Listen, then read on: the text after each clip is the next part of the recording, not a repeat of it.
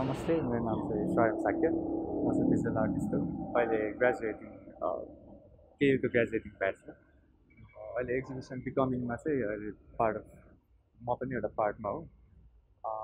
So म चाहिँ पाटनको हो अनि मैले पाटनको चाहिँ डिफ्रेन्ट ठाउँ लोकेसनहरूमा चाहिँ स्टोरिजहरू कलेक्ट गर्दै पहिला कस्तो खालको ओपन स्पेसेसहरू एक्जिस्ट गर्थ्यो अनि त्यो ओपन स्पेसेसहरूमा कति धेरै पानीहरू लाइक पोखरी स्ट्रिमहरू चाहिँ एक्जिस्ट गर्थ्यो भने चाहिँ स्टोरिजहरूबाट चाहिँ डिफ्रेन्ट लोकल मान्छेहरूसँग चाहिँ कन्भर्सेसन गर्दै गइरहेको थियो।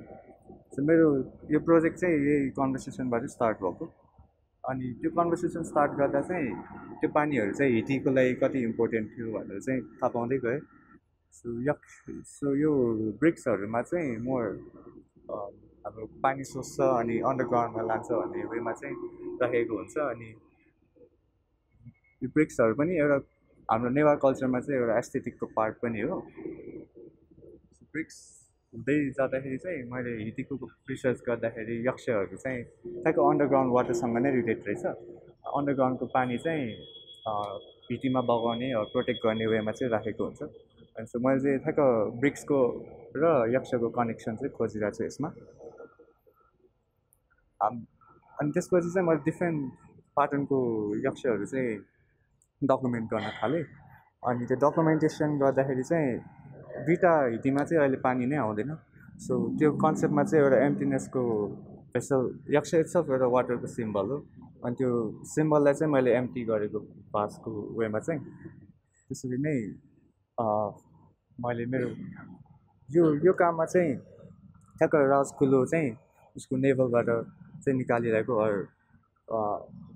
हाम्रो वाटर सिस्टमको मेन पार्ट नै पानी फ्लो हुने पार्ट नै राजकुलो हो। सो यक्षले चाहिँ पानी ल्याइरहेको वेमा चाहिँ सिम्बलाइज गरिरहेको छ। हजुर यसमा चाहिँ सो यसलाई चाहिँ मैले म एन्सेस्टरको वेमा मात्रै हेरिरहेको छु बिकज एन्सेस्टरहरूले गर्दा नै त्यो स्टोरिजहरूबाट नै एउटा इट्सल्फ एउटा ल्यान्ड बनिरहेछ जुन चाहिँ ल्यान्डस्केप बनिरहेछ जुन चाहिँ पानीको लागि इम्पोर्टेन्ट थियो अनि त्यो इट्सल्फ एउटा नलेजको रूपमा चाहिँ हेरिरहेको छु मैले। अनि यो यो एउटा पिस चाहिँ आफ्नै कम्पोजिसनमा हो अनि यसलाई चाहिँ मैले एज अ एन्सेस्टर मात्रै हेरिरहेको छु।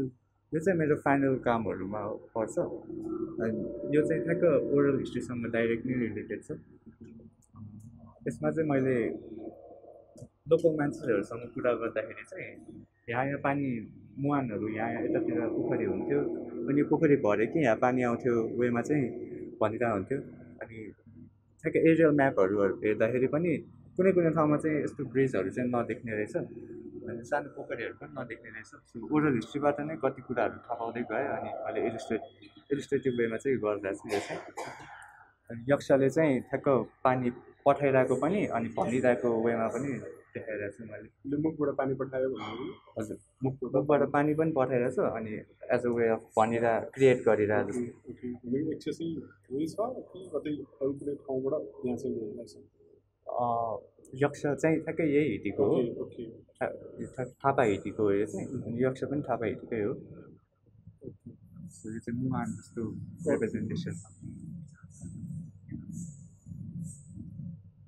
अनि यो चिजहरू यस्तै चिजहरू हो तर डिफ्रेन्ट तरिकाले बनाएको हो। हजुर सिम्बोलिकली चाहिँ ल्यान्ड नै क्यारी गर्ने वेमा हो तर मैले चाहिँ उसलाई चाहिँ म्याप नै क्यारी गरेर जस्तो वेमा चाहिँ देखाइरहेको छु।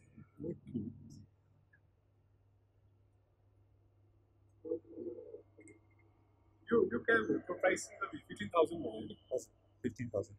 अनि यो क्याम्पको त्यो चाहिँ 35,000 अनि यतापट्टिको तपाईँको छेउको दुइटाको बिचको र लेफ्टको चाहिँ 20,000 छ राइटको चाहिँ 15,000। अनि माथिको 12,000 भित्र पर्सपेक्टिभ अनि उता ब्रिक्सहरू चाहिँ 6,000 माथिको अनि तलको 3,000। अनि साइडको त्यो चाहिँ not for sale research part. अनि यो सानो पिसहरू त्यो पनि रिसर्चको लागि